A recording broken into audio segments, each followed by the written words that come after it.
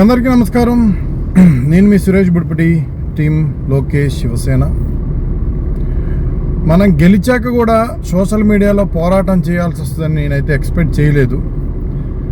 ఎవడెవడైతే ఇన్ని రోజులు సోషల్ మీడియాలో ఎక్కువ చేశాడో వాడి తాట తీయాలి, వాడి తాట తీయటం మన ధ్యేయం అని చెప్పేసి ఇలా ఆలోచన చేశా. కానీ మళ్ళీ ఈ విధంగా వైఎస్ఆర్సీపీ నాయకులు సోషల్ మీడియా యాక్టివ్ అయిపోయి తెలుగుదేశం పార్టీ మీద బురద చల్లటానికి, నారా చంద్రబాబు నాయుడు గారి మీద విష ప్రచారం చేయడానికి మళ్ళీ యాక్టివ్ అవుతుందని నేను ఎక్స్పెక్ట్ చేయలేదు.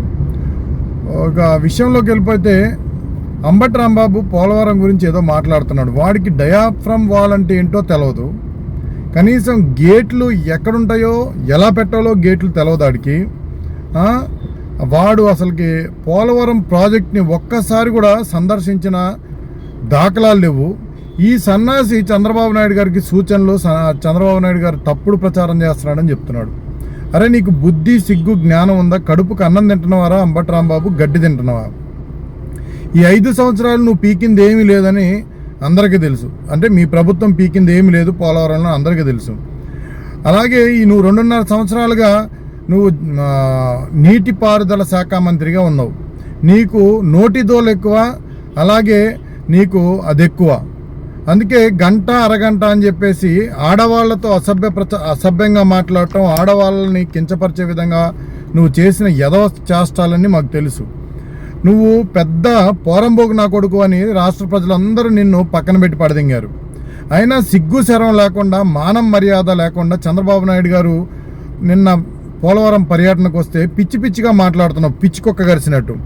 అరే యదవా, అరే పోరంబోకు, ఒరే సన్నాసి, నీకేం చెప్పదలుచుకున్నా అంటే, నేను నారా చంద్రబాబు నాయుడు గారు పోలవరం ప్రాజెక్టుని ఎట్లయినా పూర్తి చేయాలని ఆ రోజు 2014 నుంచి 2019 వరకు అసలు పోలవరం ప్రాజెక్టులో ఎక్కడో కుడికాలో ప్రారంభమై అరాకొర పనులు జరిగి ఉంటే వాటన్నిటిని కూడా ఆయన ఎక్కడ ఏం పనులు పెండింగ్లో ఉన్నాయి, ఏ విధంగా పనులు మనం ప్రారంభించాలని ప్రతిదీ కూడా ఆయన సేకరించి మరి రాష్ట్రానికి నీళ్ళు అందించాలి, కరెంట్ అందించాలి, ఇది ప్రపంచ పటంలో పెట్టాలి ఈ ప్రాజెక్ట్ని అని చెప్పి ఆయన ఆహర్నిశలు కష్టపడి పనిచేసి ప్రతి నెలలో సోమవారం పోలవరంగా మార్చుకొని ఆయన పోలవరం ప్రాజెక్ట్ని ప్రతి సోమవారం మొదటి నెలలో వచ్చే సోమవారాన్ని ఆయన ఎంచుకొని మరి ఆ ప్రాజెక్టు దగ్గరకు వచ్చి ఎక్కడో 10% పనులు పూర్తి చేసిన పోలవరం ప్రాజెక్టుని 73% పూర్తి చేసిన గొప్ప నాయకుడు నారా చంద్రబాబు నాయుడు గారు. ఆయన గురించి మాట్లాడే స్థాయి నీది కాదురా అంబటి రాంబాబు. చెప్పు తెగేలా కొడతా నా కొడక నువ్వు ఇంకోసారి నారా చంద్రబాబు నాయుడు గారి గురించి మాట్లాడితే. ప్రాజెక్ట్ అలాగే నిర్వాసితులు అన్ని విధాలా నష్టపోయారు. నిర్వాసితులను ఎట్లయినా ఆదుకోవాలని చెప్పి నిర్వాసితులందరికీ కూడా పెద్దపీట వేసి నిర్వాసితులందరినీ ఈరోజు మరి గుండెల్లో పెట్టుకుంది తెలుగుదేశం ప్రభుత్వం, నారా చంద్రబాబు నాయుడు గారు. అసలు ఎక్కడో ప్యాకేజీ ఎంతో తెలవదు, భూ పరిహారం ఎంతో తెలవదు, ఇల్లు ఎక్కడిస్తారో తెలవదు, పునరావాసం ఏ విధంగా ఉంటుందో తెలవదు. అసలు పునరావాసం మాకు ఉందా లేదా అనే ఒక అగమ్య గోచరంగా అయోమయం పరిస్థితుల్లో పోలవరం నిర్వాసితులందరూ ఉంటే ప్రతి కుటుంబానికి 6,85,000 రూపాయలు, ప్రతి ఎకరానికి 10,85,000 రూపాయలు, అలాగే ట్రాన్స్పోర్ట్ ఛార్జీస్తో 50,000 రూపాయలు, అలాగే పునరావాసంలో చక్కటి ఇల్లు 5 సెంట్లలో చక్కటి ఇల్లు కట్టించి మీ అందరికీ నేనున్నానని భరోసా ఇచ్చి ప్రతి పేదవాడికి, ప్రతి నిరుపేదకు, అలాగే పట్టా ఉన్న పొలాలకు, పట్టా లేని పొలాలకు చిన్న కాగితం ముక్క, పనికి మాలిన కాగితం ముక్క, ఎక్కడో దొరికిన కాగితం ముక్క ఉన్నా సరే ఆ పొలం నీది అని నీ పేరు మీద ఉంటే ఎకరానికి 10,85,000 రూపాయలు వేసిన గొప్ప నాయకుడు నారా చంద్రబాబు నాయుడు గారు. నా కొడక, నువ్వు నారా చంద్రబాబు నాయుడు గారి గురించి మాట్లాడుతావారా సన్నాసి, చవట, దద్దమ్మ.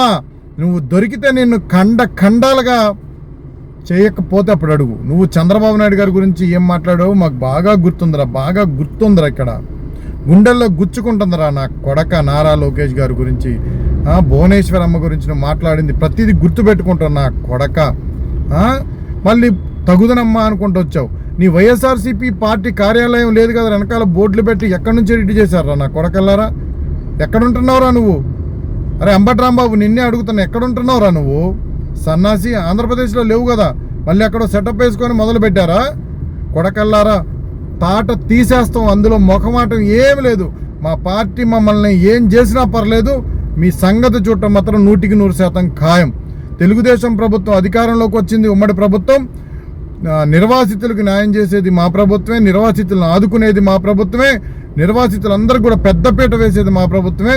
ప్రతి ఒక్కరు కూడా ఎటువంటి అధైర్యపడవద్దు. మీ అందరికీ న్యాయం చేసి పోలవరం పూర్తి చేసి ఆంధ్రప్రదేశ్ ప్రజల జీవనాడిగా నారా చంద్రబాబు నాయుడు గారు దాన్ని పూర్తి చేసి మనందరికీ గిఫ్ట్గా ఇవ్వబోతున్నారు. ఇది వాస్తవం కాబట్టి ప్రతి ఒక్కళ్ళు కూడా, ఎవ్వరు కూడా పోలవరం నిర్వాసితులందరూ ధైర్యంగా ఉండి మళ్ళీ తెలుగుదేశం ప్రభుత్వాన్ని మనం గెలిపించుకోవాల్సిన అవసరం ఎంతైనా ఉంది. ఈ ప్రాజెక్టు ద్వారా మనం లబ్ధి పొందాం, ఈ ప్రాజెక్టు ద్వారా లబ్ధి పొందబోతున్నాం.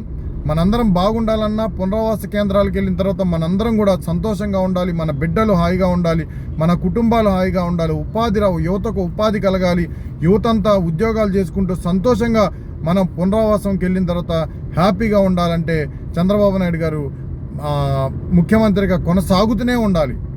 అన్స్టాపబుల్ అనే పదాన్ని మనందరం కూడా నారా చంద్రబాబు నాయుడు గారి పక్షాన నిలబడి అన్స్టాపబుల్ నారా చంద్రబాబు నాయుడు గారు అనే ఒక నినాదాన్ని మనం నిర్వాసితులందరూ తీసుకెళ్తే మాత్రం మనందరం బాగుంటామని చెప్పేసి నిర్వాసితులందరికీ తెలియజేసుకుంటూ, ఎవరు అధైర్యపడొద్దు.